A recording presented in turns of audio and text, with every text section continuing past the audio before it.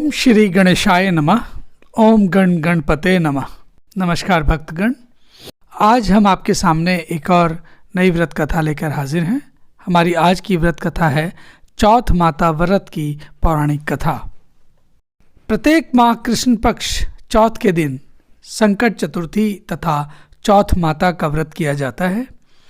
दिन भर निराहार उपवास किया जाता है।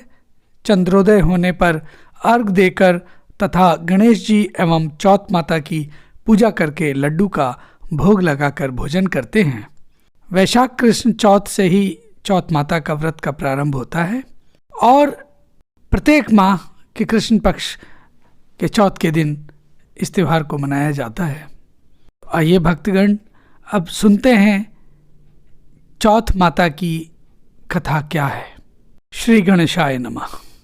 एक समय की बात है कि विष्णु भगवान जी का विवाह लक्ष्मी जी के साथ निश्चित हो गया। विवाह की तैयारी होने लगी। सभी देवताओं को निमंत्रण भेजा गया, परंतु गणेश जी को निमंत्रण नहीं दिया गया। इसका कारण जो भी रहा हो, अब भगवान विष्णु जी की बारात जाने का समय आ गया। सभी देवता अपनी अपनी पत्नियों के साथ विवाह समारोह में आए।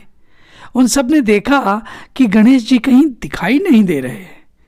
तब वे आपस में चर्चा करने लगे कि क्या गणेश जी को न्योता नहीं भेजा गया है क्या, या स्वयं गणेश जी ही नहीं आए हैं।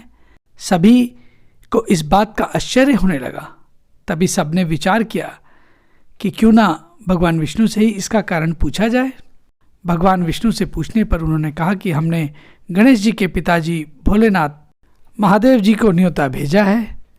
यदि गणेश जी अपने पिताजी के साथ आना चाहते हों तो आ जाते, अलग से न्योता देने की कोई आवश्यकता भी नहीं थी। दूसरी बात यह है कि उनको 1.25 मन मूंग, 1.25 मन चावल, 1.25 मन घी और 1.25 मन लड्डू का भोजन दिन भर में चाहिए। यदि गणेश जी नहीं आएंगे तो कोई बात नहीं, दूसरे के घर जाकर इतना सारा खाना पीना अच्छा भी तो नहीं लगता।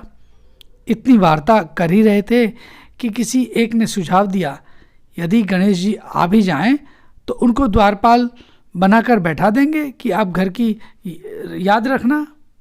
आप तो चूहे पर बैठकर धीरे धीरे चलोगे तो बारात से बहुत पीछे रह जाओगे। यह सुझाव भी सबको पसंद आ गया, तो विष्णु भगवान ने अपनी इस बात पर सहमति दे दी। होना क्या था कि इतने में गणेश जी स्वयं वहाँ आ पहुँचे और उन्हें समझा बुझाकर घर की रखवाली के लिए बैठा दिया गया। बारात चल दी। तब नारद जी ने देखा कि गणेश जी तो दरवाजे पर ही बैठे हुए हैं, तो वे गणेश जी के पास गए और उनके रुकने का कारण पूछा। गणेश जी कहने लगे, विष्णु भगवान ने मेरा बहुत अपमान किया है।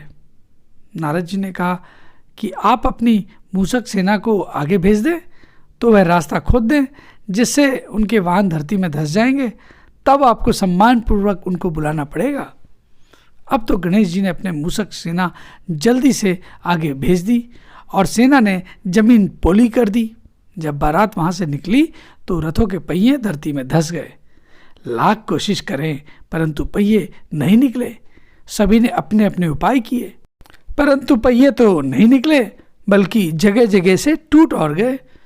किसी की समझ में नहीं आ रहा था कि अब क्या किया जाए। तब तो नारद जी ने कहा, आप लोगों ने गणेश जी का अपमान करके अच्छा नहीं किया।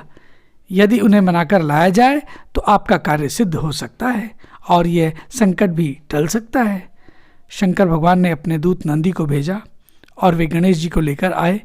गणेश जी का आदर सम्मान के साथ पूजन किया गया। तब कहीं रथ के पहिए निकले। अब रथ के पहिए निकल तो गए, परंतु वे टूट फूट गए, तो उन्हें सुधारे कौन।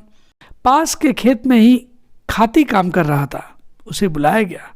खाती अपना कार्य करने से पहले श्री गणेशाय नमः कहकर गणेश जी की वंदना मन ही मन करने लगा। देखते ही देखते खाती ने सभी पहिए को ठीक कर दिया। तब खाती कहने लगा कि हे देवताओं, आपने सर्वप्रथम गणेश जी को नहीं मनाया होगा और ना ही उनकी पूजा की होगी, इसीलिए तो आपके साथ ये संकट आया है। हम तो मूर्ख अज्ञानी हैं, फिर भी पहले गणेश जी को पूजते हैं, उनका ध्यान करते हैं। आप लोग तो देवतागण हैं, फिर भी आप लोग गणेश जी को कैसे भूल गए। अब आप लोग भगवान श्री गणेश जी की जय जयकार बोलते जाएं तो आपके सब काम स्वयं बनते चले जाएंगे और कोई संकट भी नहीं आएगा। ऐसा कहते हुए बारात वहाँ से चल दी और विष्णु भगवान जी का लक्ष्मी जी के साथ विवाह संपन्न करा के सभी सकुशल घर वापस लौट आए। हे गणेश जी महाराज, आपने विष्णु को जैसो कार्य सारियो, ऐसे कार्य सबको सिद्ध कर जो। बोलो गजानन भगवान की जय। तो दोस्तों, ये थी चौथ माता की व्रत कथा। आपको कैसी लगी अपनी राय कमेंट करके बताएं। और अगर आपको चौथ माता से संबंधित ये पौराणिक कथा पसंद आई हो तो कृपया इसे लाइक करें, अधिक से अधिक शेयर करें और कृपया इस चैनल को भी सब्सक्राइब करें।